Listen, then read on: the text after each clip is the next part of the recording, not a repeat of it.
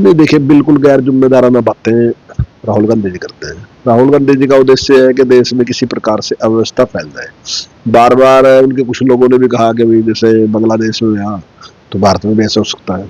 अब वो कहते हैं नेपाल में जैसा आया यहाँ भी ऐसा हो सकता है, श्रीलंका में जैसा आया यहाँ भी ऐसा हो सकता है, पाकिस्तान में जैसा आया वो भी हो सकता है।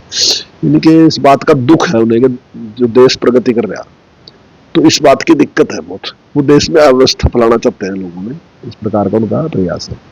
वोट चोरी का भी तो कोई नहीं, पहले वो कहते थे कि भाई जो मशीनें हैं, ईवीएम मशीन है, उसमें गड़बड़ है और बीजेपी ने अपने हिसाब सेट कर सकती है। तो कोर्ट ने भी उनसे कहा और चुनाव आयोग ने भी कहा, उनको बुलाया गया, आप जरा हैक करके दिखा दो मशीन कैसे हैक होती है।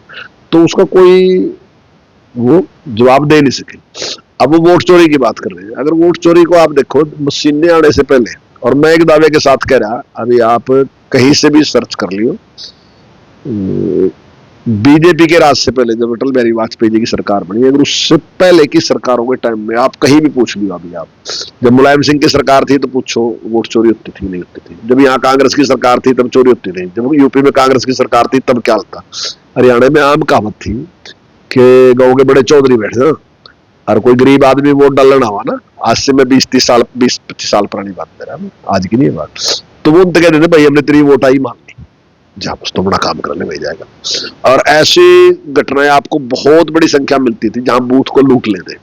ऐसी घटनाओं की भी आपने बहुत जानकारी होगी, जब लोगों को आम पता है कि भाई उसमें बेल्ट पेपर जिस बॉक्स में होते थे उसमें सही डाल देते थे ताकि सारे बेल्ट खराब कर देते थे। ऐसी बहुत सी घटनाएं पहले होती थी।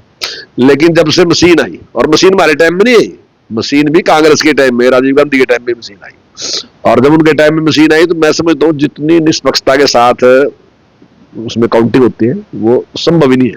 इन्होंने बेल्ट पेपर कराया, क्या इन्होंने समर्थन दिया, अपने आप इन्होंने वोट अपनी खराब करी वोट जानबूझ के।